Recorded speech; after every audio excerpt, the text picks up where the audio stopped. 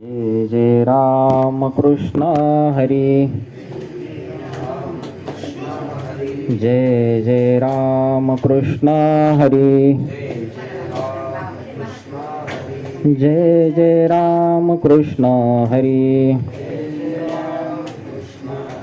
जय जय राम कृष्ण हरी, जय जय राम कृष्ण हरी, जय जय राम कृष्ण हरी, जय जय राम कृष्ण हरी, जय जय राम कृष्ण हरी।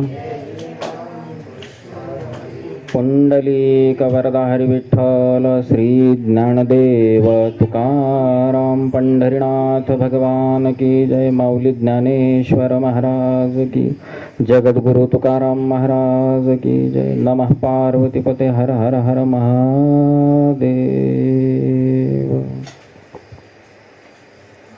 श्री गणराज गणपती 61 विद्यांचे अधिपती, भोळ्या भक्ता द्यावया मती, धर्म वाढवाया।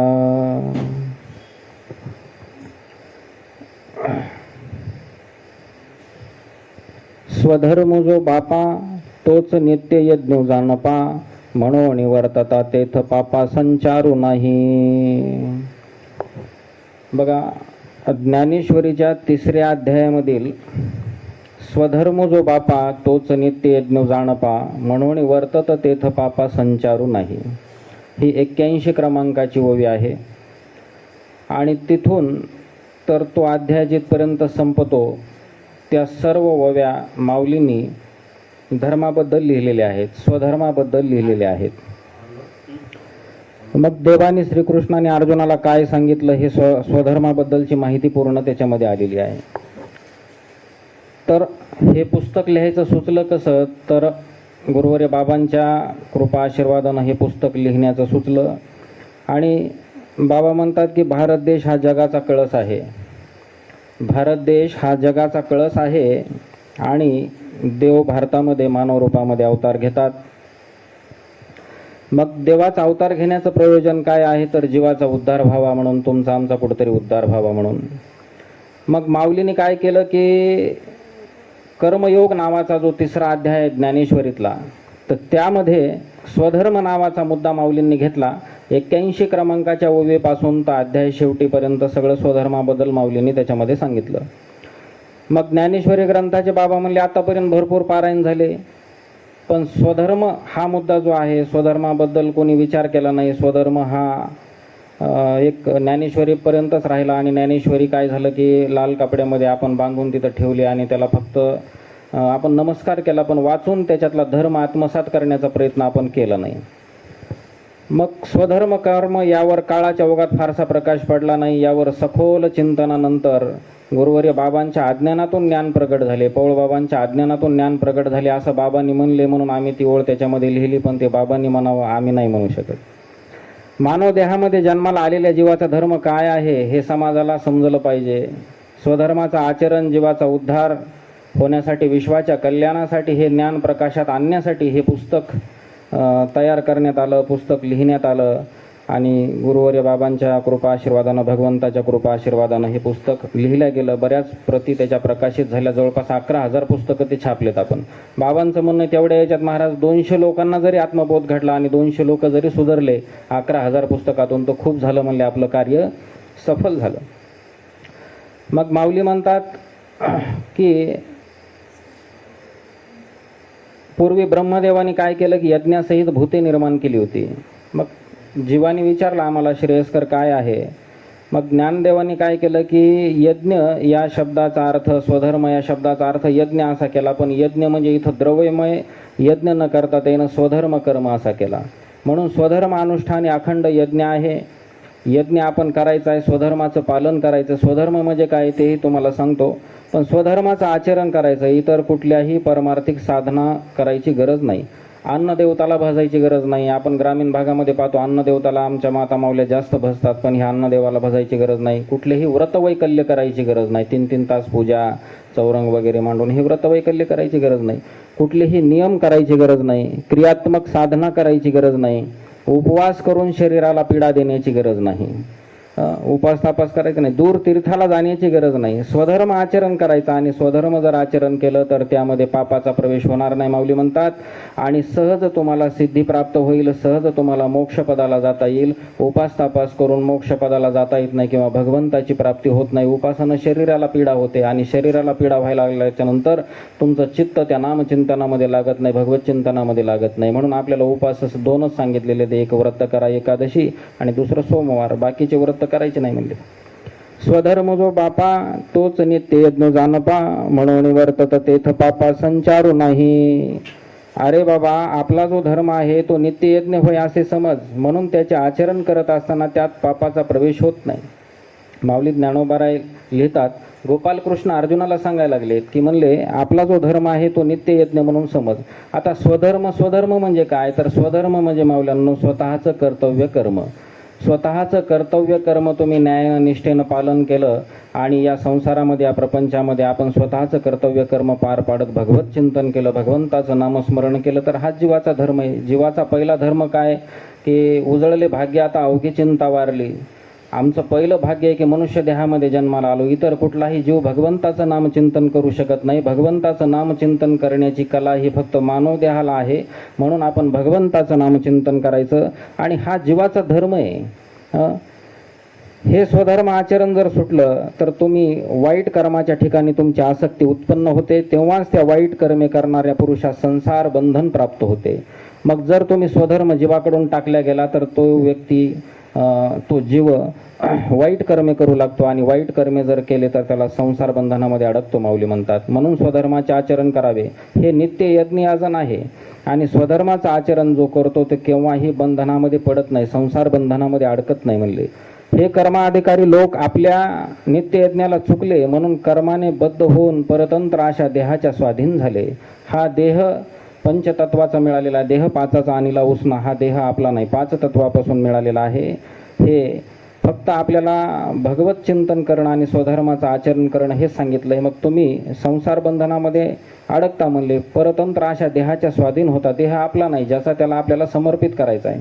अर्जुना, या संबंधी तुला एक कथा सांगतो. ब्रह्मदेवाने काय केलं की पूर्वी सृष्टी निर्माण केली आणि सृष्टी निर्माण केली तर यज्ञासहित भूते निर्माण केली, सर्व प्राणी निर्माण केले आणि मग हे सूक्ष्म कर्म असल्यामुळं हे प्राणी आपल्या कर्तव्य कर्मांना मुळीच जाणत नव्हते. आणि मग त्या प्राण्याने ब्रह्मदेवाला विचारलं की ब्रह्मदेवाला विनंती केली की या लोकामध्ये आम्हाला आधार काय. ब्रह्मदेवाला विचारलं जेव्हा की आम्हाला तरुण जाण्याचा, मोक्षपदाला जाण्याचा काहीतरी मार्ग असेल तर त्यावेळेस ब्रह्मदेव म्हणायला लागले, तुम्हाला वर्णानुसार हा आम्ही स्वधर्म सांगितला आहे, त्याचे आचरण करा म्हणजे तुमच्या मनातील इच्छा आपोआप पूर्ण होतील. याखेरीज तुम्हाला आणखी व्रते व नियम करण्याची जरुरी नाही, शरीराला पीडा देण्याची जरुरी नाही, दूर कुठेही तीर्थाला जाण्याची गरज नाही. माऊली ज्ञानेश्वर महाराज म्हणले तुम्ही व्रत नियम करू नका, शरीराला पीडा देऊ नका, उपास तापास करू नका, हे काही करू नका तुम्ही. आणि तुम्ही फक्त स्वधर्माचं आचरण करा म्हणजे स्वतःचं कर्तव्य कर्म करत भगवत चिंतन करा. हा जीवाचा धर्म आहे. योग वगैरे साधने, कामनायुक्त आराधना, मंत्र तंत्र कर्मे इत्यादी तुम्ही कदाचित कराल म्हणले. म्हणजे काही लोक काय करतात की फार योग करतात. योग साधनेनं देवाची प्राप्ती होत नाही, नामचिंतन करावं लागतं. कामनायुक्त आराधना, काहीतरी मला मिळावं, आता जे काही चाललेलं आहे भगवंताला ते वाहनं, काही ठिकाणी तर मिरे वगैरे ह्या गोष्टी पाहिल्या आम्ही, तर हे कशासाठी चाललंय, हे कामनायुक्त साधना आहेत. हे मंत्रतंत्र इतर ज्या गोष्टी आहेत तर हे तुम्ही कदाचित कराल म्हणले माऊली, पण करू नका. स्वधर्म सोडून अन्य देवतास भजवायचे काही कारण नाही. तात्पर्य वर सांगितलेल्या सर्व गोष्टी मुळीच करण्याचे कारण नाही. तुम्ही कष्टात न पडता स्वधर्म आचरण रूपी यज्ञ करावा. इतर पूजा करण्यासाठी 3-3 तास वेळ जातो, त्याच्यामध्ये खूप कष्ट होतात, पण हे न करता स्वधर्माचं आचरण करावं म्हणले. हे सगळ्यात सोपा यज्ञ आहे म्हणले. आता बघा, ज्याप्रमाणे पतिव्रता स्त्री आपल्या पतीला एक निष्ठेनं भजते त्याप्रमाणे तुम्ही मनात कोणताही हेतू न धरता त्याचे आचरण करा, स्वधर्माचे आचरण करा. कसं, तर जशी पतिव्रता स्त्री आपल्या पतीला भजते त्याप्रमाणे. अशा रीतीने तुम्हाला हा एक स्वधर्म यज्ञ करायला फार सोपा आहे आणि सत्य लोकाचा अधिपती जे ब्रह्मदेव आहे ते ब्रह्मदेव बोलायला लागले.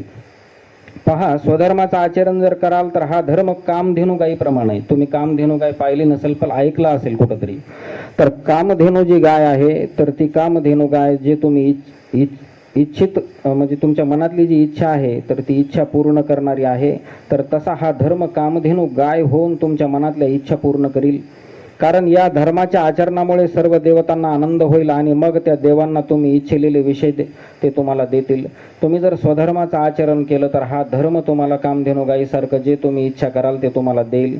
स्वधर्मरूप पूजेने सर्व देवतांना आराधिले असता म्हणजे सर्व देवांची आराधना केली असता, सर्व देवतांना आपण पूजा केली असता, पण स्वधर्मानं त्यात तुमचा जो खात्रीने योगक्षेम चालवेल म्हणजे तुम्ही देवांची आराधना कराल, देव तुमच्यावर प्रसन्न होतील. त्याप्रमाणे तुम्ही एकमेकांवर जेव्हा प्रेम जडेल, जसं भक्ताचं देवावर आणि देवाचं भक्तावर, असं तुम्ही आराधना प्रेमानं जर भगवंताची कराल तर म्हणले तुम्ही जे करू म्हणाल ते सहज सिद्धीस जाईल आणि मनातील इच्छा पूर्ण आणि सर्व गोष्टी तुमच्या पूर्ण होतील. भगवंताची सेवा, भगवंताचं नामचिंतन तुम्ही जर मनानं केलं आणि भगवंत तुमच्यावर भक्तरूपाने म्हणजे देव भक्तावर जसं प्रेम करतो तसं एकुणेकावर जर भक्ताचं आणि देवाचं प्रेम जर जडलं तर तुम्हाला जे तुम्ही म्हणाल ते सहज सिद्धीला जाईल. तुमचे धरलेले कार्य पूर्ण होतील. तुम्ही ज्या गोष्टी मनामध्ये इच्छा कराल त्या पूर्ण होईल. तुम्हाला देवाला मागायची गरज नाही पडणार.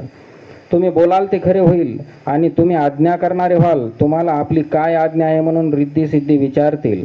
आता तुम्ही पाहिलं असाल खूप लोकांकडं, काही महाराज लोकांकडं बरंच काही असतं, तर त्याचं कारण आहे की रिद्धी सिद्धी हा सर्व त्या ठिकाणी मिळवून देतात. तर स्वधर्माचं आचरण जर केलं माऊली म्हणतात तर तुम्ही स्वतः आज्ञा करणारे व्हाल आणि तुम्ही स्वतः कोणाला तरी सांगणारे व्हाल आणि रिद्धी सिद्धी तुम्हाला विचारतील की तुम्हाला काय पाहिजे म्हणून.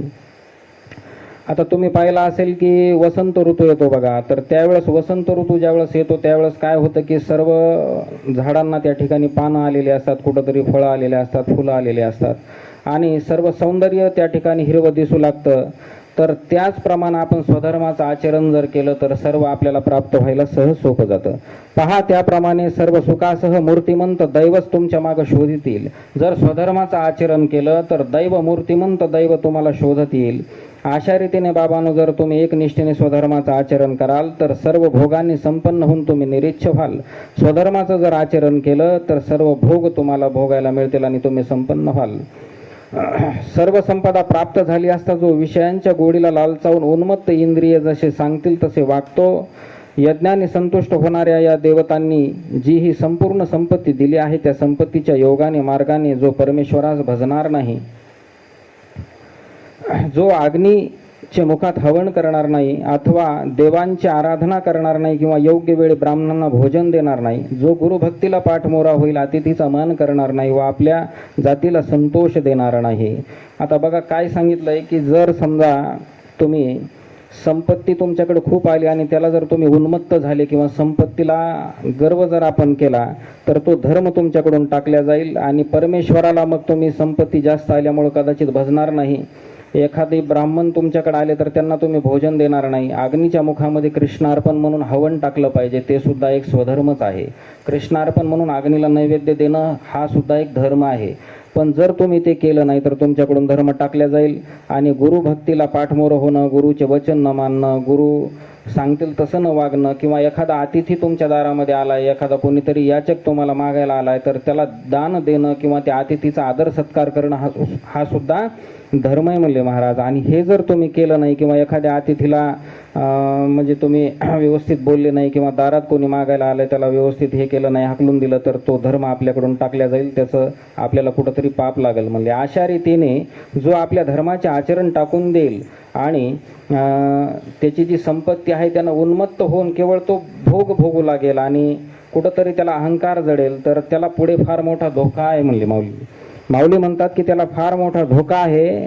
अशा त्याच्या जवळ असलेली सर्व आयुष्य नाहीसं होईल म्हणले आणि त्याला मिळालेले भोग सुद्धा भोगायला मिळणार नाहीत म्हणले. हे का होईल तर त्याच्याकडून स्वधर्माचं आचरण टाकल्या जाईल, पाप त्याच्या शरीरामध्ये प्रवेश करू लागल, म्हणून त्याला पुढे फार मोठा धोका आहे म्हणले. जसं आयुष्य संपत चाललेल्या शरीरामध्ये प्राण राहत नाही माऊली म्हणतात, तसं दैवहीन माणसाच्या घरी लक्ष्मी राहत नाही. आपण म्हणतो ना एखादा व्यक्ती करंट आहे त्याच्या घरी म्हणजे लक्ष्मी नाही, तर ते तसं होईल म्हणले. स्वधर्म आचरण तुमच्याकडून टाकल्या गेलं आणि तुम्ही अधर्मी जर झाले आणि पापाचा प्रवेश जर तुमच्या शरीरामध्ये झाला तर तुमच्याकडून तुमच्या घरी लक्ष्मी राहणार नाही म्हणले. जसा दिवा मालवल्याबरोबर प्रकाश नाहीसा होतो, तसा जर धर्म लोपून गेला तर सर्व सुखाचे ठिकाण आश्रयस्थान नाहीसे होते म्हणले. वरील प्रमाणे आपला सर्व आचार जिथे सुटतो त्या ठिकाणी आत्मस्वातंत्र्य राहत नाही. प्रजा हो, हे नीट ऐका असे ब्रह्मदेव म्हणाले. ब्रह्मदेव लोकांना सांगायला लागले. लोकांनी विचारलं आमच्या म्हणजे ज्यावेळेस आम्ही मोक्षपदाला आम्हाला जायचं असेल किंवा आम्हाला कुठंतरी भगवत प्राप्ती व्हायची असेल तर आम्ही काय करावं, तर ब्रह्मदेव हे लोकायला सांगायला लागलेत. आलं लक्षात. आणि हे श्रीकृष्ण अर्जुनाचा झालेला संवाद आहे. हे दोघं देव आणि अर्जुन एकूण एकाला बोललेले आहेत आणि हे माऊली ज्ञानेश्वर महाराजांनी लिहिलं आणि बाबाच्या सांगण्यावरून आपण हे मुद्दा मराठीमध्ये पुस्तकामध्ये घेतलाय. हे मनानं लिहिलेलंच नाही, ज्ञानेश्वरीमधलंच आहे आणि जशाला तसं आपण याच्यामध्ये घेतलंय. म्हणून धर्म टिकला पाहिजे. आणि जर तुम्ही धर्म सोडून दिला, जर एखादा याचक आलाय त्याला तुम्ही दान देत नसाल, एखाद्या अतिथीचा सत्कार करत नसाल, जीवाचा धर्म नामचिंतन करणं ते जर तुम्ही करत नसाल तर तुम्हाला यम धर्म शिक्षा करीन म्हणले. धर्म जर तुमच्याकडून टाकला गेला तर यम धर्म शिक्षा करील आणि तो केवळ चोर आहे असे समजून त्याची सर्व मालमत्ता यम धर्म हिरावून घेईल म्हणले. आणि रात्रीच्या वेळी ज्याप्रमाणे स्मशानामध्ये मसनवाट्यामध्ये जशी ते पिशाच फिरतात ना, भूत फिरतात, त्याप्रमाणे सर्व पाप त्या माणसाला घेरतील म्हणले. त्याप्रमाणे त्रैलोक्यामध्ये असणारी सर्व दुःखे आणि अनेक प्रकारचे पापे, सर्व दैन्य त्याच्याजवळ राहतील म्हणले. म्हणजे स्वधर्माचं आचरण जर जीवाकडून टाकल्या गेलं तर सर्व प्रकारचे पाप आणि सर्व प्रकारचे दुःख त्या माणसाच्या घरीच राहतील म्हणले, त्याच्या सोबत नांदू लागतील म्हणले. मग त्या उन्मत्त मनुष्याची अशी स्थिती होईल म्हणले की जो पैशामुळे कुठंतरी त्याला अहंकार आलाय, त्याला कुठल्या तरी गोष्टीमुळे अहंकार आलाय. मग प्रजा हो, ब्रह्मदेव सांगायला लागलेत लोकांना, मग किती जरी तुम्ही रडलात आणि किती जरी तुम्ही कल्पांतीपर्यंत जरी तुम्ही त्याच्यातून दुःख व्यक्त केलं तरी तुमची मुळीच सुटका त्याच्यातून होणार नाही म्हणले. का होणार नाही, तर स्वधर्म जर तुमच्याकडून टाकला गेला तर. म्हणून स्वधर्माचं आचरण कधीही सोडू नये, इंद्रियांना भलत्या मार्गाला जाऊ देऊ नये असं ब्रह्मदेवानी प्रजेंना उपदेश केला. तो अज्ञान गा पांडवा आणि तोही तोची जाणावा, जो इंद्रिया व सवाचारी येतं. माऊली ज्ञानेश्वर महाराज म्हणले की ज्याची इंद्रिय स्वैरपणे संचार करतात, ज्याचं मन त्या इंद्रियाला ताब्यामध्ये ठेवू शकत नाही, मनाला वाटेल तिकडे भरकटतात, नको त्या गोष्टी पाहू लागतात, नको त्या गोष्टी करू लागतात, तर त्याच्याकडून स्वधर्माचं आचरण टाकलं जातं म्हणले. आणि ज्याप्रमाणे समजा आता एखादा मासा आहे पाण्यामध्ये, त्या माशाला जर पाण्याच्या बाहेर काढलं किंवा त्या माशाचा वियोग जर पाण्यापासून समजा झाला किंवा ते दूर झालं तर त्या माशाला कसं पटकन मरण येतं, तर त्याप्रमाणे स्वधर्माच्या त्यागाने मनुष्याचा नाश होतो. स्वधर्म टाकून दिला की माणसाचा नाश व्हायला सुरुवात होते. म्हणून त्याने हा स्वधर्म आचरणाला विसरू नये आणि स्वधर्माचं आचरण करावं म्हणले. म्हणून तुम्ही सर्वांनी आपल्या विहित कर्मामध्ये तत्पर असावे, हेच आमचे वारंवार सांगणे आहे असे ब्रह्मदेव प्रजांना सांगायला लागलेत. माऊली ज्ञानोबा लिहितात बघा, पहा, निरहेतुक बुद्धीने स्वधर्माचे आचरण करण्यास जो जवळ आलेला आहे तो संपत्तीचा विनियोग करतो, गुरु गोत्र अग्नी यांचे पूजन करतो, योग्य वेळेला ब्राह्मणांची सेवा करतो आणि पितृकरांना श्राद्धाधिक नैमित्तिक तो कर्म करतो, तर वर सांगितलेल्या विहित कर्माचारण रूप यज्ञाने यज्ञपुरुषांनी ठिकाणी यज्ञ याजन करून हे यज्ञशेष सहज राहील. त्याचे आपल्या घरी आपल्या कुटुंबासह सुखाचे सेवन करतो, हे सेवे त्याच्याच पापाचा नाश करते. म्हणून हे यज्ञरूप राहिलेले शेष तो भोगतो. म्हणून ज्याप्रमाणे अमृत मिळाले असता मोठाले रोग रोग्याला सोडून जातात, त्याप्रमाणे पातके त्यास सोडून जातात. अथवा ज्याप्रमाणे ब्रह्मनिष्ठ पुरुष भ्रांतीला यत्किंचितही वश होत नाही, त्याप्रमाणे यज्ञातील तो शेष भोगणारा पापाच्या तडाख्यात सापडत नाही. म्हणून यज्ञ काय, तर स्वधर्म हाच एक यज्ञ नाही. आपण जर त्या यज्ञाचं पालन केलं, स्वधर्म जर आपण पालन केलं, तर निश्चितच आपल्याला जसं एखाद्या रोग्याला अमृत मिळतं तसं आपल्याला सर्व पातके त्यापासून सोडून जातात म्हणले. आणि मग तो पापाच्या तडाख्यामध्ये सापडत नाही. म्हणून स्वधर्माचे आचरण जे मिळते ते स्वधर्म करण्यात खर्च करावे. आता एखाद्या वेळेस काय होतं की आपल्याला संपत्ती मिळते, तर त्याच्यातली काही संपत्ती आपण स्वधर्मामध्ये खर्च करायची, सत्कार्याला खर्च करायची आणि जे शिल्लक राहतं त्याच्यामध्ये संतोष मानायचा आणि उपभोग घ्यायचा. पण आपण तसं करत नाही. आपल्याला जास्त असावा ह्याच्या पाठीमागं आपण जास्त लागलो म्हणून आपण दुःखी आहे. म्हणून देव म्हणतात, अर्जुना, अशा रीतीने वागण्याखेरीज दुसऱ्या रीतीने वागू नये, अशी ही सृष्टी आरंभीची कथा श्रीकृष्णानं सांगितली. आपण देहच आहोत असे मानून जे लोक विषय हे भोग्य वस्तू आहे असे समजतात, म्हणजे हा देह आपणच आहोत असं काही लोक समजतात. आणि हे जे भोगायला मिळालेलं आहे हे ह्या वस्तू आहेत ना, तर हे सर्व विषय त्याला गोड वाटू लागतात, पण हे देह आपला नाही.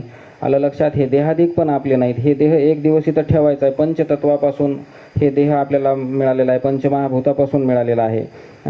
आणि मग जे भ्रमिष्ठ लोक आपल्या जवळ असलेली सर्व संपत्ती वगैरे यज्ञाची सामग्री आहे असे न समजता, काही भ्रमिष्ठ लोक असे आहेत की हे जे आपल्याला संपत्ती मिळालेली ही यज्ञाची म्हणजे भगवंतानंच दिलेली आहे, भगवंताला सत्कार्याला खर्च करायचे असं न समजता अहंकाराने ते काय करतात की त्याचा भोग घेण्यासाठी प्रवृत्त होतात, कुठंतरी उन्मत्त होतात, अहंकार करू लागतात, मोठेपणा करू लागतात की माझ्याकडे एवढी संपत्ती आली, माझ्याकडे एवढं सगळं आलं. तर ते म्हणले असा अहंकार करू नये म्हणले. इंद्रियांना आवडतील असे चटकदार पदार्थ सुद्धा तयार करतात हे लोक, ते पापी, आणि या पदार्थाच्या रूपाने ते वस्तुतः पापच सेवन करत असतात म्हणले. आता जे इंद्रियाला आपल्या आवडेल असे पदार्थ, तळीव पदार्थ वगैरे करणं हे सात्विकमध्ये येत नाही, हे राजस भोजनामध्ये येतं. सात्विक, राजस, तामस असे 3 गुण सांगितलेले, तसं त्यांचं जेवण पण सांगितलेलं आहे, तर ते सात्विकतेमध्ये येत नाही म्हणले.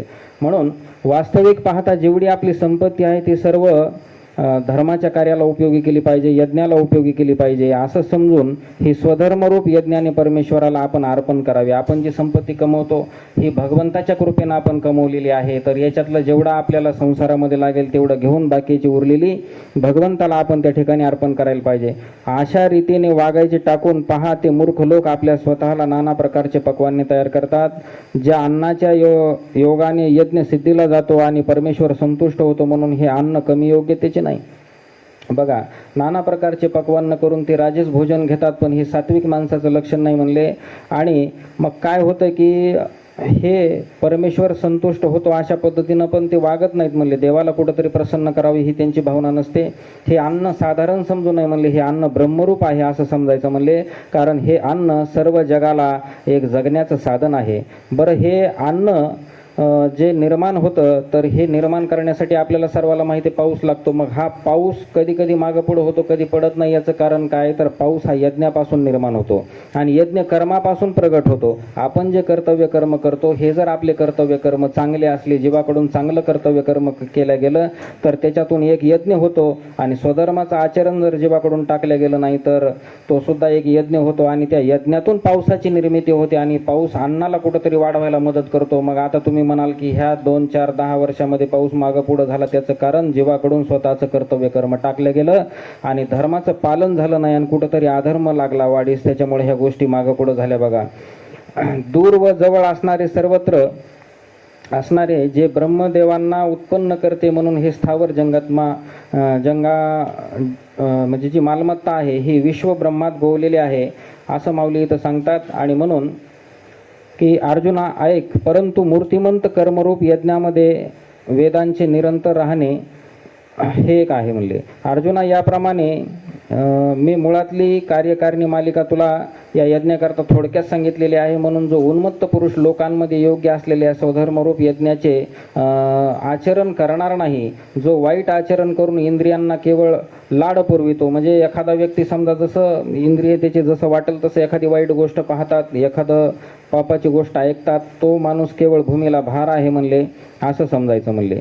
जसं भलत्याच वेळेला काही लोक काय करतात बघा की जर समजा एखाद्या वेळेस पावसाळा नसताना जर तुम्हाला वर ढग दिसले कुठं आणि पाऊस येण्याचं जर वातावरण दिसलं तर आपण म्हणतो आता पावसाची गरज नाही, उन्हाळ्यामध्ये यानं नुकसान होईल राहिलेल्या बे पिकाचं, आपण जसं म्हणतो. जसं भलत्याच वेळी आलेले ढग किंवा पडलेला पाऊस पिकाच्या उपयोगी नसतो, तसे हे माणसं भूमीला भार आहेत म्हणले की जे स्वधर्माचं आचरण टाकून देतात, वाईट कर्माकडे जातात, वाईट वागतात किंवा त्यांच्या हातून धर्माचं आचरण होत नाही. त्यांचे जगणे म्हणजे कसे असते, आता तुम्ही शेळीला पाहिला असेल, इथं गळ्याला स्तन आलेले असतात बघा, त्याच्यातून काही दूध निघत नाही, ते शेळीच्या काही उपयोगाचे नसतात. जसं ते शेळीच्या गळ्याला आलेले स्तन उपयोगाचे नसतात, तसं विनाकारण पावसाळा नसताना आलेला पाऊस उपयोगाचा नसतो, तसं धर्म ज्या माणसाकडून टाकल्या गेला आणि जे माणसं विषय उपभोग घेऊन इंद्रिय त्याचे वाटल तसं वाईट गोष्टी करत राहतात, तसे ते माणसं भूमीला भार आहेत म्हणले, ते काही उपयोगाचे नाहीत.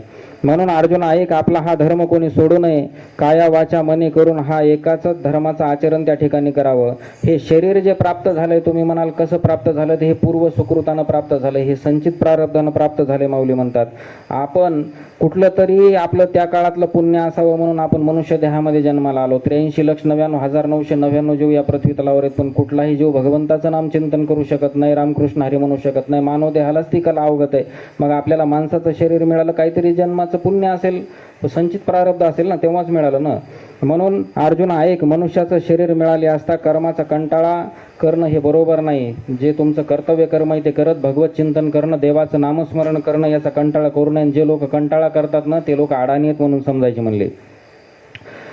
पहा, निरंतर आपल्या स्वरूपात घडलेला असतो तोच एक या जगात देह धर्माने युक्त असूनही कर्माने लिप्त होत नाही. कारण पहा, तो आत्मज्ञानाने संतुष्ट होऊन कृतज्ञ झालेला असतो, म्हणून याचा कर्मापाशी संबंध सहज तुटलेला असतो. पहा, ज्याप्रमाणे पोट भरल्यावर स्वयंपाक करण्याचा खरोखरच सहज म्हणजे जो खटाटोप असतो तो संपून जातो, त्याप्रमाणे आनंदाच्या तृप्तीमध्ये कर्माची खटपट सहज संपते. म्हणून अर्जुना, जोपर्यंत अंतःकरणाची व ज्ञानाची गाठ पडत नाही तोपर्यंत या साधनांची खटपट करावी लागते. जोपर्यंत आपल्याला ज्ञान अंतःकरणातूनच ज्ञान कळत नाही तोपर्यंत आपण इतर साधनांची खटपट त्या ठिकाणी करतोच म्हणले. म्हणून सर्व आसक्ती टाकून द्यायची आणि सर्व आसक्ती टाकून निरंतर आपण धर्मानं वागायचं. म्हणून अर्जुना, निष्काम बुद्धीने स्वधर्माचे आचरण जे लोक करतात ते लोक म्हणले मोक्षपदाला प्राप्त होतात, ते श्रेष्ठ आहेत म्हणले. पहा, कर्म हा जो आहे ना, तर या कर्म मात्रांचा मुळीच त्याग न करता जनकादिकांना मोक्षाचे सुख मिळाले. म्हणून अर्जुना, यास्तव कर्माच्या ठिकाणी आस्था जरूर आहे आणि ही आस्था आणखीही एका कामाला उपयोगी पडेल. कारण आपण आचरण केले असता या लोकांना तो त्या ठिकाणी कित्ता होईल आणि अर्थात सहज त्यांची कर्मलोपाने होणारी हानी टळेल. आता थोडं पटपट घेतो. कारण अर्जुना, लोकांची ही वागणूक रीत सर्व प्रकारे नेहमीच कायम ठेवणे असं योग्य आहे. म्हणून शास्त्राने सांगितल्याप्रमाणे वागून जगात सरळ मार्गाला लावावे आणि आपण लोकांशी लोकबाह्य वागू नये.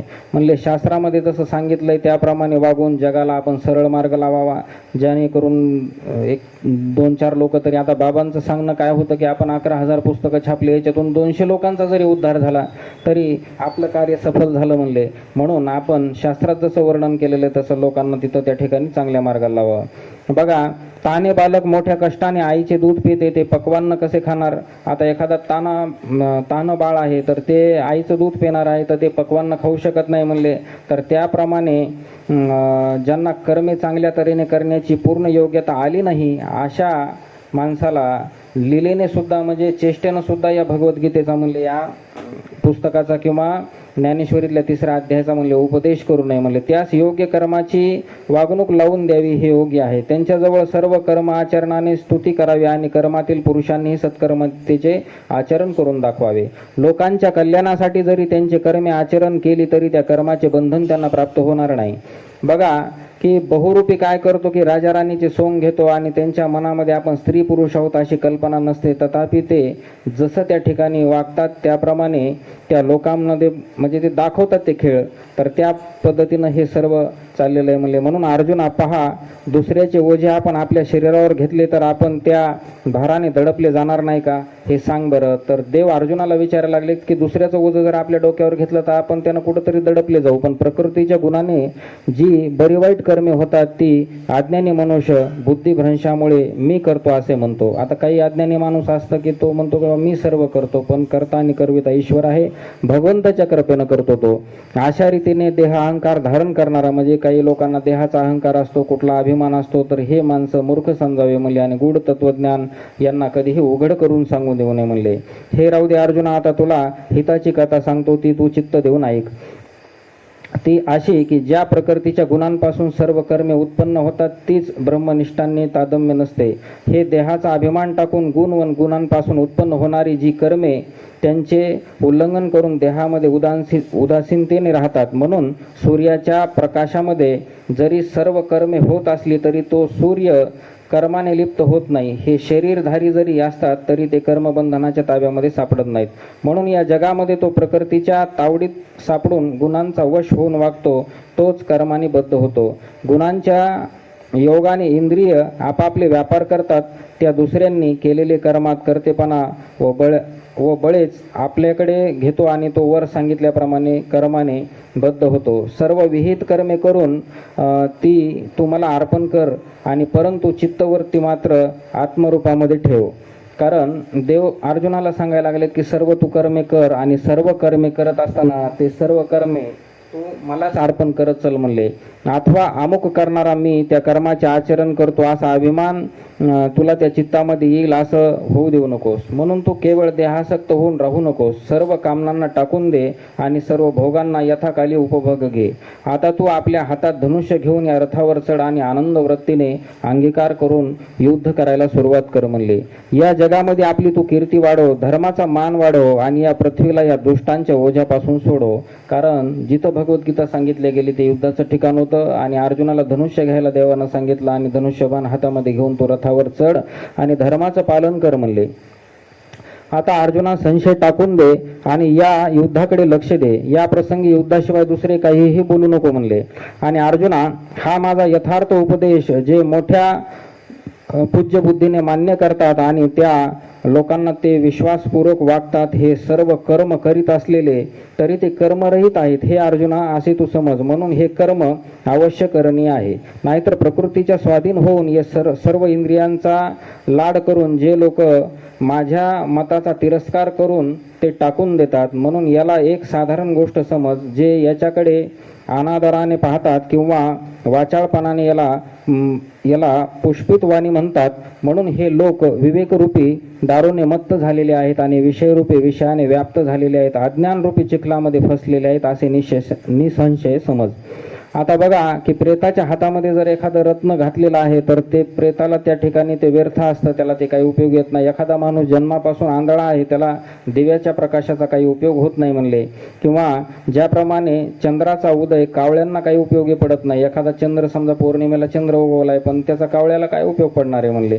त्याप्रमाणे हा विचार मूर्ख माणसांना रुचणार नाही. हे ब्रह्मज्ञान, हे स्वधर्माचं आचरण जर आपण एखाद्या माणसाला सांगू लागलो आणि तो माणूस जर मूर्ख असेल, भगवत चिंतन करत नसेल, देवाची त्याला आवड नसेल, तर त्याला सांगून काही उपयोग नाही म्हणले.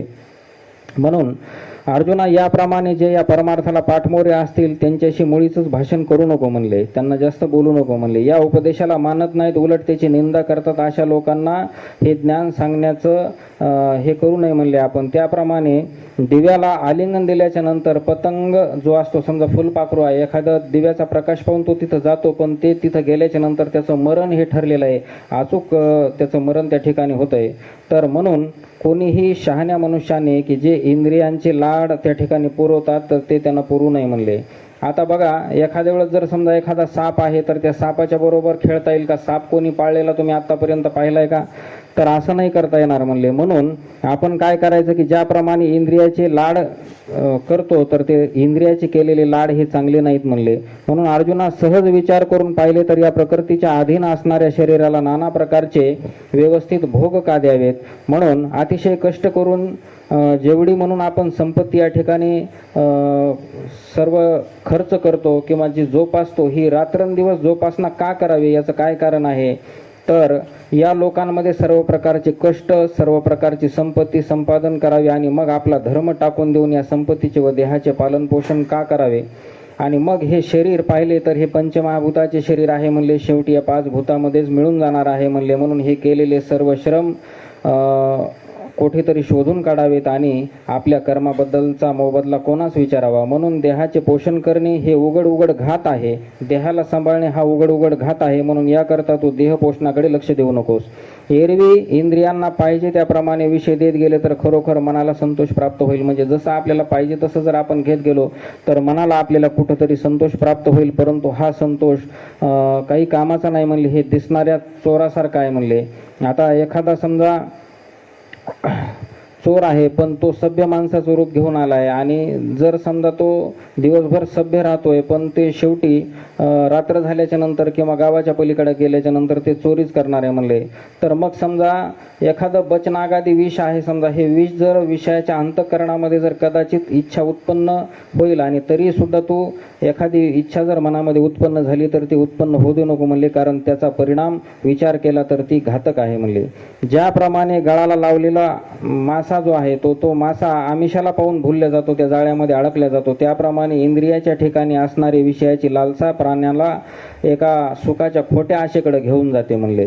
म्हणजे जसं विषयासक्त पुरुष आहे तर तो काय करतो की जसा तो मासा गळाला अडकतो, पण गळाला कसा अडकतो तो, तर त्या याला काहीतरी खायला टाकलेलं असतं त्याच्यामुळे तो त्याच्यामध्ये अडकतो, ते आमिषाला भुलतो म्हणले. तर तसा तो त्या ठिकाणी गळाला अडकलेला मासा जसा होतो तशी आपली परिस्थिती होईल म्हणले. त्या विषयाच्या लालसेने तशी स्थिती होईल. जर विषयाचा अभिलाष धरला तर क्रोधरूपी अग्नीमध्ये त्या ठिकाणी पडावं लागेल म्हणले. जसा पारधी मारण्याच्या हेतून एखाद्या हरणाला चौकडून घेरतो आणि तो हरण त्याच्या कचाट्यामध्ये सापडतो, तसा जर आपल्याकडून स्वधर्म टाकला गेला तर जीव यमधर्माच्या कचाट्यामध्ये सापडेल म्हणले.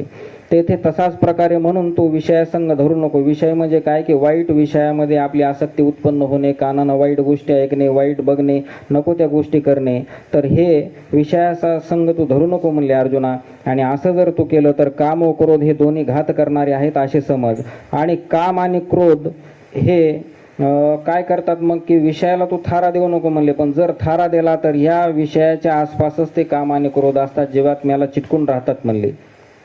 पहा, आपल्या स्वतःचा धर्म आचरणास कठीण जरी असला तरी त्याचे आचरण केलेले कधीच्यालाही चांगले म्हणले. आता धर्माचं आचरण करणं किंवा स्वधर्माचं आचरण करणं हे कुठंतरी आपल्याला काय वाटतं थोडंसं अवघड जाते, पण कितीही जरी समजा ते अवघड गेलं तरी तू याचं आचरण कधी सोडू नको म्हणले. याहून दुसरा जो परकीय आचार तो खरोखर दिसायला जरी चांगला असला तरी ते करायचं नाही म्हणले. आणि शूद्राच्या घरी सर्व चांगली पक्वानी जरी असली तरी एखादा दरिद्री ब्राह्मण तो खातो का, तर तो खात नाही, तर त्याला सेवन करणं ते चांगलं नाही हे सांग बरं म्हणले. तसं त्याप्रमाणे आपण धर्म सोडून इतर वाईट कर्माची आसक्ती कधी ठेवू नये म्हणले. अशा रीतीनं जर आपण एखादी जी गोष्ट आहे ती आपण विषयासक्त होऊन प्राप्त करण्याचा जर प्रयत्न केला तर ते चुकीचं आहे म्हणले. दुसऱ्याची सुंदर चुनीगच्ची घरं, चांगली मोठमोठाली बंगली पाहून आपण स्वतःच्या गवताच्या गंजा आपण कधी पेटून देतो का, तर नाही पेटून देत म्हणले. तर आपली पत्नी कितीही विद्रूप असली, दिसायला कशी जरी असली तरी आपण तिला कधीही संसाराचा त्याग करत नाही म्हणले. म्हणून आपण काय करतो की त्याप्रमाणे अडचणीचा प्रसंग असला अथवा आचरण करण्यास त्रास जरी पडला तरी धर्मच परलोकी सुख देणारा आहे, म्हणून बाबा धर्म आपल्याकडून कधी टाकला गेला नाही पाहिजे, स्वधर्माचं आचरण आपल्याकडून कधी सुटलं नाही पाहिजे. आता साखर आणि दूध हे गोड पदार्थ आहेत, हे उघड आहे, पण जर समजा ते एखाद्या रोग्याला दिले तर त्या रोग्या माणसाला ते विषाप्रमाणे लागतं. म्हणून ते आपण स्वधर्माचं आचरण तसंच चांगल्या प्रकारे हे करावं आणि पापाचा प्रवेश आपल्या शरीरामध्ये होऊ देऊ नये आणि वाईट आचरण कधी धरू नये म्हणले. असे असूनही जर त्याचे सेवन केले तर तो सेवन करणारा त्या ठिकाणी त्याला त्रास होईल म्हणले. कारण अर्जुना त्याचे ते करणे परिणामी हितकारक होणार नाही म्हणले. जसं एखादा रोगी आहे त्याला साखर आणि दूध हे द्यायला नाही पाहिजे म्हणले. म्हणून अर्जुना हे विहित आपण अकनीय म्हणून ठरेल, म्हणून हिताचा विचार करून आपण काय आचरण करायचं आणि काय नाही करायचं हे त्या ठिकाणी आपण हे केलं पाहिजे म्हणले. तुकोबा म्हणतात ना, सारासार विचार करा उठाउठी. सार काय आणि आसार काय याचा विचार करून आपण घ्यायला पाहिजे. मग आपल्या धर्माचे आचरण करीत असताना आपण आपले प्राण जरी खर्ची पडले, आपला जीव जरी धर्माचं पालन करताना जर गेला, अलग लक्षात, धर्माचे पालन करणे पाखंड खंडन, हेची आम्हा करणे काम बीज वाढवावे नाम. जर धर्माचं पालन करताना आपला जीव जरी गेला, प्राण जरी गेला, तरी आपण त्या ठिकाणी धर्माचं रक्षण केलं पाहिजे. सर्व देवामध्ये श्रेष्ठ असलेले श्रीकृष्ण असे बोलायला लागलेत अर्जुनाला आणि विनंती करायला लागलेत, तुम्ही मला हे जे वर सांगितलंय ते खरोखर सर्व मी करन असं अर्जुन देवाला म्हणायला लागलाय. परंतु आता मला काही पाहिजे आहे ते मी तुम्हाला विचारतो, अर्जुन देवाला विचारायला लागलाय. मग देव म्हणले, विचार, तुला काय विचारायचं आहे, तुझ्या मनात काय शंका आहे. तर अर्जुन म्हणतो, देवा हे असे कसे की ज्ञानियांची स्थिती बिघडून जाते, ते मार्ग सोडून भलत्या वाटेने चालत असलेले सुद्धा बऱ्याच ठिकाणी दिसतात. अर्जुनाच्या मनामध्ये प्रश्न आला की देवा तुम्ही सांगितलं की धर्माचं आचरण करा, विषयासक्त होऊ नका आणि काम वासनेच्या पाठीमागे जाऊ नका, पण कधी कधी ज्ञानी माणसं सुद्धा याच्यामध्ये बिघडलेले दिसतात, तर याचं काय कारण आहे म्हणले. मग देव त्यांना सांगायला लागलेत की ज्यांना सर्व कळते, ज्यांना सर्व उपाय ठाऊक आहे, ज्यांना धर्माची व्याख्या माहीत आहे, धर्म कशामुळे भ्रष्ट होतो हे सुद्धा माहीत आहे, असे सुद्धा ज्ञानी लोक कधी कधी वाईट मार्गाला जातात. त्याचं कारण काय, तर आंधळा ज्याप्रमाणे धान्य व कोंडा याची निवड जाणत नाही, त्याप्रमाणे कधी कधी डोळसालाही कळत नाही, असे का व्हावे. अर्जुनानं प्रश्न केला देवाला की कधी कधी काय होतं की कोंडा आणि धान्य याची निवड करणं हे आंधळ्याला जमू शकत नाही, त्याला दिसत नाही, पण ज्याला डोळे आहेत त्यानं सुद्धा धान्यामध्ये कोंडा ठेवावा, याचं काय कारण आहे? मग असंच ज्ञानी माणसं भ्रष्ट होऊन कधी कधी पापाच्या मार्गाला लागतात, विषयासक्त होऊन धर्म सोडून देतात, त्याचं काय कारण आहे म्हणले? तर हे सर्व संघाचा त्याग करतात, तेच परत कितीही संघ केला तरी तृप्त होत नाहीत. हे सर्व सोडून आचरण राहिलेले लोक सुद्धा पुन्हा या लोकामध्ये येऊन राहतात. आपण स्वतः पापांना चुकविण्याकरता लपून बसतात, तात्पर्य सर्व प्रकारचे पाप चुकविण्याचा प्रयत्न करतात, परंतु पुन्हा बळजबरीने त्यातच ते कोंबले जातात. ज्यांचा मनापासून कंटाळा येतो ते अंतःकरणाला येऊन चिकटतात व ज्यांना टाळण्याचा प्रयत्न करावा ते उलट त्यांनाच घेरतात. ही अशी बळजबरीने दिसून येते. हे लोकांचा बलात्कार करणारे हे सर्व देवांनी मला सांगावे हे अर्जुना. मग अर्जुन देवाला म्हणाला, तेव्हा हृदयरूपी कमलामध्ये विश्रांती घेणारे निरीच्छ झालेले योगी आणि भगवान श्रीकृष्ण अर्जुनाला म्हणाले, ऐक आता मी तुला पुढं सांगतो म्हणले. तर बाबा की ज्ञानी लोक सुद्धा हे कधी कधी बिघडलेले दिसतात, मूर्खपणाने वागलेले दिसतात, विषयासक्त झालेले दिसतात. याचं कारण मी तुला सांगतो की याचं कारण आहे म्हणले काम आणि क्रोध, ह्या दोन गोष्टी. आणि काम आणि क्रोध हे जे आहेत ना, तर हे ज्यांच्या मनामध्ये उत्पन्न झाले किंवा ज्यांच्यामध्ये उत्पन्न झाले तर त्या ठिकाणी दयेचा साठा अजिबात राहत नाही. आणि हे काम आणि क्रोध कोण आहेत? तर प्रत्यक्ष यमधर्म आहेत म्हणले. काम आणि क्रोध हे यमधर्म आहेत. तर हे काय करतात माहिती आहे की देहरूपी डोंगरी किल्ल्यामध्ये मोठमोठे जसे दगड असतात, समजा एखादा डोंगर आहे त्याच्यामध्ये जसे मोठमोठे दगड असतात, तसं या देहरूपामध्ये ते काय करतात की इंद्रियरूपी गावामध्ये ते त्या ठिकाणी ते राहतात आणि मोठमोठाले बंड करायला ते सुरुवात करतात. मग तुम्ही म्हणाल की हे काम आणि क्रोध राहतात कुठं? तर काम आणि क्रोध हे आत्मा, जो जीवात्मा आहे त्याला चिटकून राहतात असं माऊली म्हणतात. आता आत्मा कुठं आहे? तर आत्मा असो नाभिस्थानी अष्टपापुळी का तयाची खेळणी, त्या घेईची हिरावून योग बळे. आत्मा हा नाभीच्या ठिकाणी माऊली ज्ञानोबारायांनी सांगितला. आणि मग त्याला हे चिटकून राहतात म्हणले काम आणि क्रोध. आणि मग हे रजोगुणानं बनलेले आहेत, तरी तमोगुणाला फार प्रिय असतात म्हणले हे. आणि तमोगुण म्हणजे तामसी प्रवृत्तीचे लोक, सात्विक गुण म्हणजे भगवत चिंतन करणारे, त्यांचं भोजन सुद्धा सात्विक आहे. तसं राजस लोक असतात ज्यांना पंचपक्वानाचं भोजन आवडतं आणि ते राजस पूजा करतात, राजस देवाची पूजा वगैरे असं फार थाटामाटामध्ये. आणि काही तमोगुणी लोक असतात, काहीतरी जारण मारण वेगळ्या त्या पूजा करतात, असे काही लोक आहेत म्हणले. तर हे तमोगुणाला फार त्या ठिकाणी प्रिय आहेत म्हणले कोण? काम आणि क्रोध. आणि मग मृत्यूच्या नगरामध्ये यायची चांगली पत आहे म्हणले ह्या काम आणि क्रोधाची. हे जीविताचे शत्रू आहेत म्हणले काम आणि क्रोध. भूक लागली असता खाण्यास हे जग ज्यांना एका घासाला सुद्धा पुरणार नाही असे हे काम आणि क्रोध आहेत म्हणले. मग हे काय करतात? तर हे व्यापार करतात म्हणले हे काम आणि क्रोध. पण हे कुठं करतात? तर हे भ्रांती अहंकार याच्या ठिकाणी यायची देवाणघेवाण असतात म्हणले. सहज मुठीत धरण्यात जिला 14ही भुवने थोडी आहेत, सहज मुठीमध्ये धरण्यासाठी जिला 14ही भुवने थोडी आहेत, अशी ही भ्रांती जी आहे ना, तर ही भ्रांती या काम आणि क्रोधाची बहीण आहे म्हणले, धाकटी बहीण आहे म्हणले. आणि त्रैलोक्यामध्ये सहज हे काय करतात की जीवाला त्या ठिकाणी खाऊन टाकतात. आणि मग ही भ्रांती काय करते? तर ही भ्रांती माणसाला वाईट आसक्ती उत्पन्न करून शरीरामध्ये हे काम आणि क्रोध वाईट प्रवृत्ती करायला लावतात म्हणले. आणि मग ही भ्रांती जी आहे, तर ह्या भ्रांतीची जी दासी आहे, दासी त्या भ्रांतीची, तर ती तृष्णा आहे म्हणले. ह्या तृष्णेच्या जोरावरती माणसाला वाईट प्रवृत्ती त्या ठिकाणी ते आसक्त करतो म्हणले. आणि काम क्रोधांना मोहाच्या घरी जास्त मान आहे म्हणले. काम क्रोध कुठं असेल? तर ज्या माणसाच्या शरीरामध्ये जो मोह करतो, फार मोह करतो, त्याच्या ठिकाणी आहे म्हणले. मग काम क्रोधाची देवाणघेवाण या अहंकाराच्या ठिकाणी होते म्हणले. जो व्यक्ती अहंकार करतो, फार गर्विष्ठ आहे, त्याच्या ठिकाणी काम आणि क्रोध जास्त असतात. ते काम आणि क्रोधाची देवाणघेवाण तिथं होते म्हणले. सत्याच्या पोटी किंवा जो माणूस धर्मानं वागतो त्याच्या ठिकाणी हे जास्त उत्पन्न होत नाहीत म्हणले. मग हे काय करतात की जो माणूस अहंकारी आहे त्याच्या ठिकाणी जास्त देवाणघेवाण करण्याचं काम करतात. काम आणि क्रोधाने काय केलं बघा, आपण म्हणतो ना की शांत राहा, शांती धरा, शांततेनं राहा. तर ही शांती कोण आहे? माऊली ज्ञानोबा आहे म्हणले. ही शांतीला पतिव्रता म्हणली माऊली ज्ञानोबा आहे की ही जी शांती आहे ही पतिव्रता आहे. पण ह्या शांतीला सुद्धा, ह्या पतिव्रता शांतीला सुद्धा वस्त्रहीन केलं म्हणले. आणि हे कोणी केलं? तर ह्या काम आणि क्रोधानं केलं. आणि जी माया आहे, आपण जी माया उत्पन्न होते आपल्यामध्ये, ही माया एक मांगीन आहे असं सांगितलं त्यानं. आणि मायारूपी मांगीन ह्या काम आणि क्रोधानं सजवली म्हणले. आणि मायेकडून साधूंचे समुदाय सुद्धा या काम आणि क्रोधाने भ्रष्ट केले म्हणले. जे ज्ञानी लोक आहेत, जे साधू संत लोक आहेत, कधी कधी यांच्याकडे सुद्धा आपल्याला काम आणि क्रोध पाहायला मिळतो. तर त्याचं काय कारण आहे म्हणले, तर त्याचं कारण असं आहे की ही मायारूपी जी मांगीन आहे, तर हिनं हे सर्व करायला सुरुवात केली म्हणले. आणि काम आणि क्रोधानं हे सर्व साधूंचे समुदाय भ्रष्ट केले म्हणले. मग त्या ठिकाणी विचाराचा आश्रय नाहीसा केला, वैराग्याची कातडी काढली व निग्रहाची मान जिवंतपणे ह्या काम आणि क्रोधानं मुरगळून टाकली म्हणले. हे काम आणि क्रोध कसे आहेत की धैर्यरूपी मोठमोठाले किल्ले सुद्धा ह्या काम आणि क्रोधानं पाडले म्हणले. लहान लहान रोपटे सुद्धा उपटून टाकले म्हणले. असे काम आणि क्रोध माणसाला आतल्या आत जाळायला सुरुवात करतात म्हणले.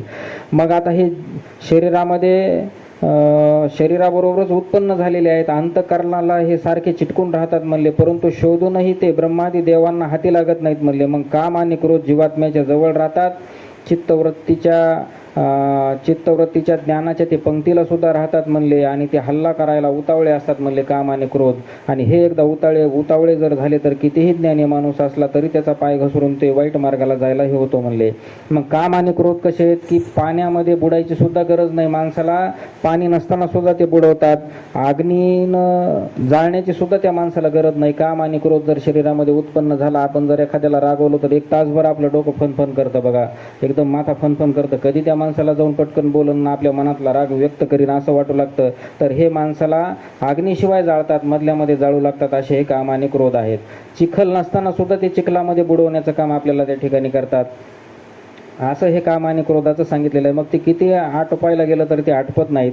आता चंदनाच्या मुळीला जसे साप वेडे घालून बसतो, आलं लक्षात, तर त्याचप्रमाणे हे असे असतात म्हणले. आणि जसं समजा बाळ आहे, त्या बाळाला नाळ असतो, तो नाळ जसा त्याला वेडे घालून पोटामध्ये तो नाळ बसलेला असतो, तसं त्याप्रमाणे काम आणि क्रोध हे आपल्याला चिकटलेले असतात म्हणले. आणि तुम्ही पाहिलं असेल कधी की प्रकाशा वाचून सूर्य कधी दिसणार नाही, किंवा अग्नी जर जिथं असेल तिथं ते धूर त्याच्यासोबत असतो. असं कधी झालंय का की अग्नी पेटला आणि धूर निघाला नाही, अलग लक्षात. आणि जो आरसा आहे त्या आरशाच्या पाठीमागं पारा लावलेला असतो बघा, पारा आणि मळाशिवाय तो पारा त्या ठिकाणी, नाहीतर मग काचातून आपल्याला पलीकडलं दिसू लागेल. त्याला पाठीमागं पारा लावल्यामुळं, ती केमिकल लावल्यामुळं आपल्याला त्याच्यामध्ये चेहरा दिसू शकतो. जसं हे त्याच्याशिवाय राहू शकत नाही, सूर्यप्रकाशाशिवाय राहू शकत नाही, तसं हे काम आणि क्रोध जीवात्म्याला चिटकून असतात म्हणले. काम क्रोधाशिवाय एकटे असलेले ज्ञान आमच्या नजरेला आतापर्यंत तरी आलेलं नाही म्हणले. आणि मग हे ज्ञान स्वभावात जरी शुद्ध आहे तरी काम क्रोधाने पूर्ण आच्छादून गेलेलं आहे म्हणले. ज्ञान शुद्ध आहे पण काम क्रोधानं त्याला आच्छादून गेलं. वाईट मार्गाला आसक्त होण्यासाठी हे काम आणि क्रोध फार उतावळे असतात म्हणले, पटपट. आणि जिथं अहंकार आहे ह्या ठिकाणी ते जास्त देवाणघेवाण करतात म्हणले. पहा तुम्ही, अहंकारी व्यक्ती किंवा जो वाईट वागतो त्या व्यक्तीच्या ठिकाणी पटकन काम आणि क्रोध उत्पन्न होतात म्हणले. मग जर समजा तुम्ही एखादा अग्नी पेटलेला आहे, त्या अग्नीमध्ये विझविण्यासाठी आपण काय टाकणार, त्याला पाणीच टाकावं लागणार. पण जर त्याच्यात लाकडं टाकले तर ते अग्नी जास्त पेटल का विझल? लाकडं टाकले असता अग्नी जास्त पेटल म्हणले, ते विझणार नाही म्हणले.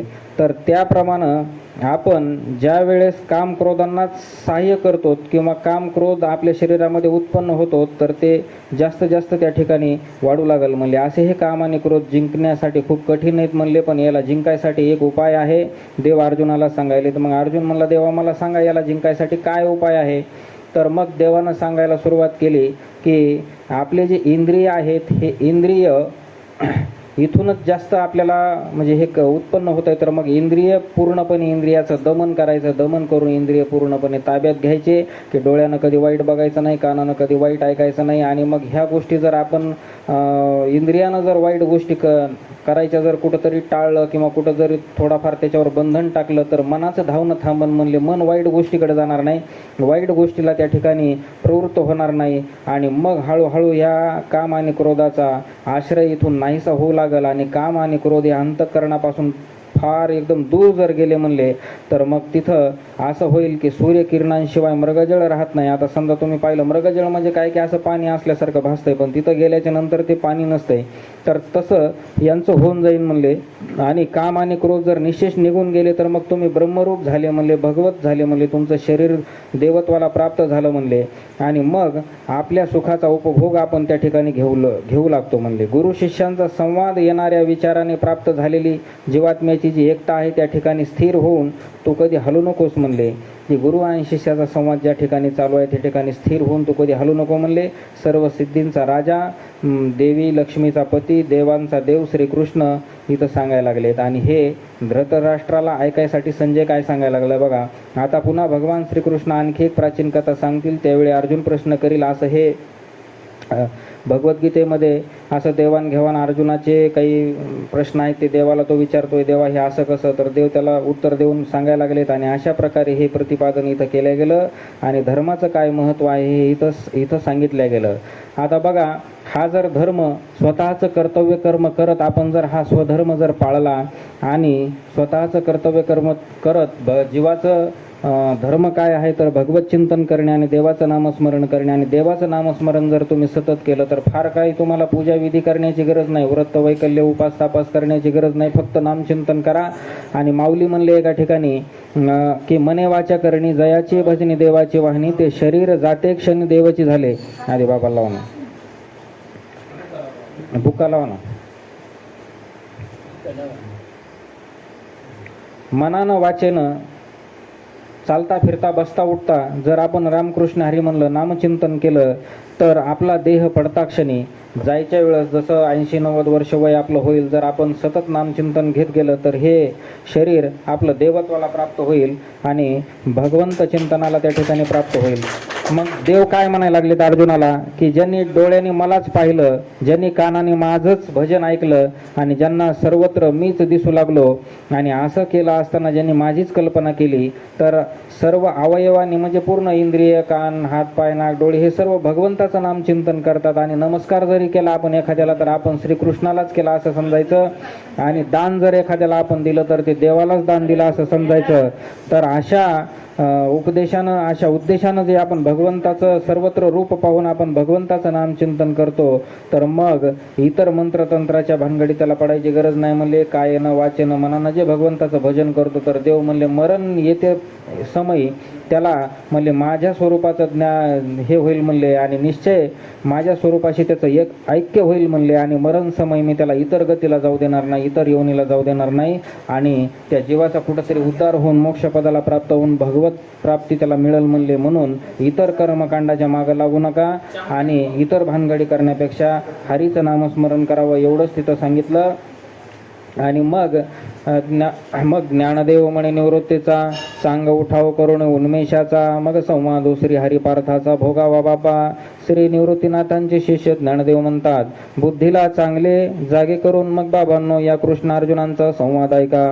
ओम तत्सद्दी श्री भगवत शुक्निषुदू ब्रह्मविद्या योगशास्त्रे श्री कृष्ण अर्जुन संवादे कर्मयोग नाम तृतीय अध्याय गोडहा इति श्री ज्ञानदेव रचयता भावार्थ दीपिका तृतीय अध्याय गोडहा. श्री कृष्णार्पणमस्तु. पुंडलिका वरदे हरि विठ्ठल श्री ज्ञानदेव पंढरीनाथ भगवान की जय. माऊली ज्ञानेश्वर महाराज की जय.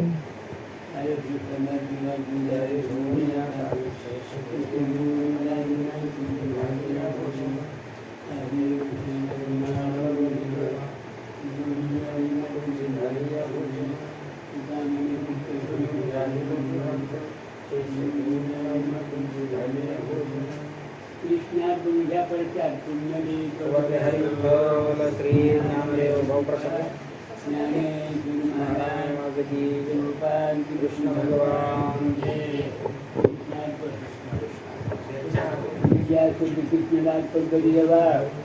सगळं आपल्या तुमच्या कृष्णाला टुकून गेलं दादा तुमच्यावर देवते देव होईल काय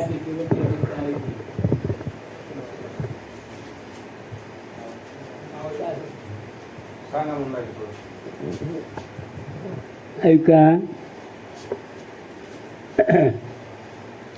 स्वधर्म म्हणजे काय?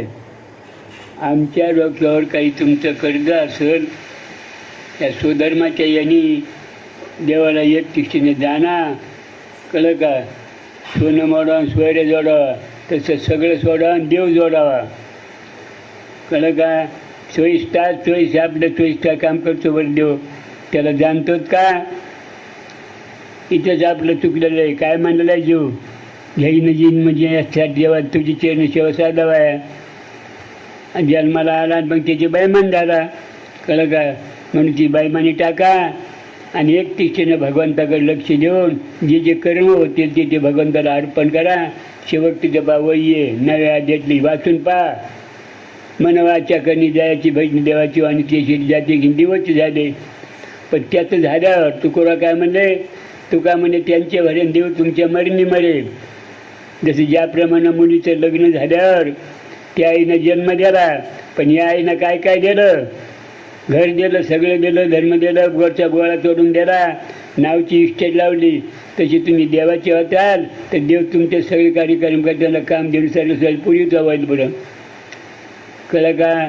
देवासारखा जवळ, देवासारखा गोड, देवासारखा प्रेम, देवासारखं मिळालं नाही. काय काय केलं त्या कृष्णाने जन्मात आपल्याला मौनी घातले पहा.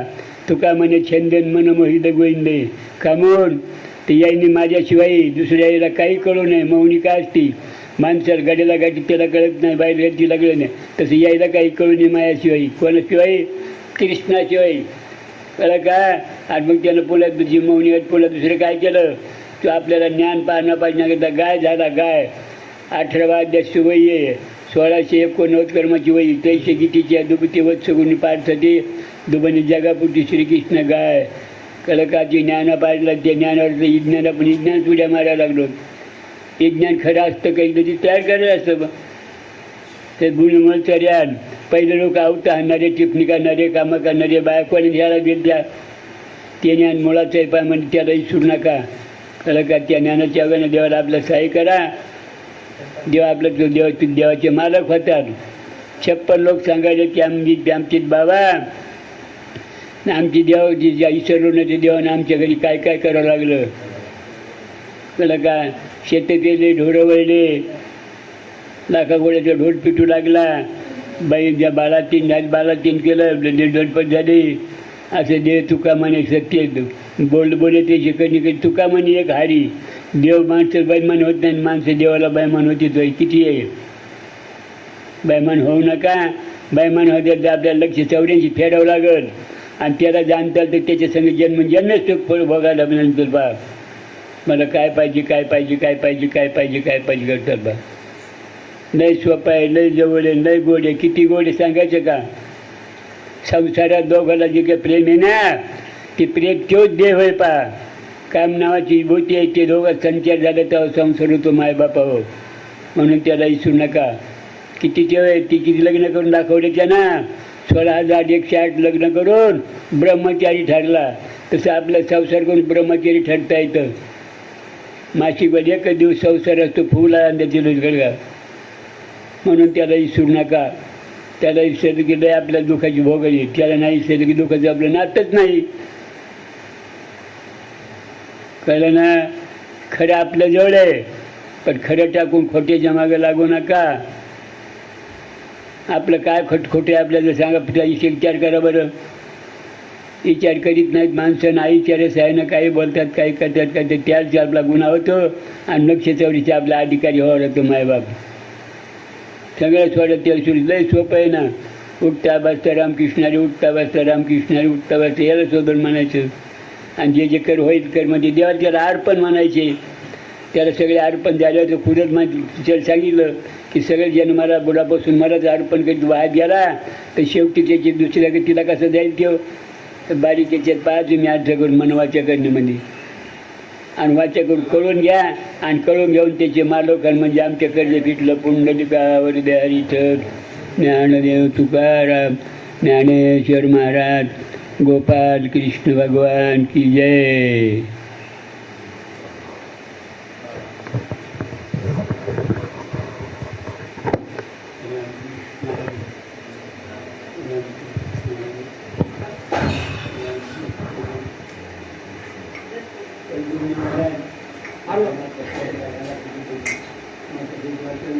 हो आहे बरोबर.